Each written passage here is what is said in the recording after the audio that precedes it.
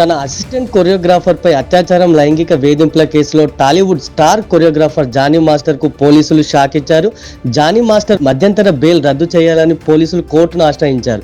ఇక 2022 ఏడాదికి గాను జానీ మాస్టర్ బెస్ట్ కొరియోగ్రాఫర్ గా నేషనల్ అవార్డుకు ఎంపికయ్యారు. తమిళ సినిమా తిరుచిత్ర బలం చిత్రానికి గాను ఆయన ఈ నేషనల్ అవార్డుకు ఎంపికయ్యారు. ఈ నేపథ్యంలో నేషనల్ అవార్డు అందుకునేందుకు ఈ నెల 6 నుంచి 9 వరకు కోర్టు ఆయనకు మధ్యంతర బెయిల్ మంజూరు చేసింది. అయితే జానీ మాస్టర్ పై ఫోక్సో చట్టం కింద కేసు నమోదవడంతో అవార్డును తాత్కాలికంగా నిలిపివేస్తున్నట్లు జాతీయ అవార్డుల కమిటీ ప్రకటించింది. దీంతో జానీ మాస్టర్ కు మధ్యంతర బెయిల్ రద్దు చేయాలని రంగారెడ్డి కోర్టులో పోలీసులు పిటిషన్ వేశారు. ఇక మరోవైపు ఈ కేసులో పోలీసుల విచారణ ముమ్మరంగా కొనసాగుతుంది. ఇప్పటికే జానీని కస్టడీలోకి తీసుకొని పోలీసులు విచారించారు.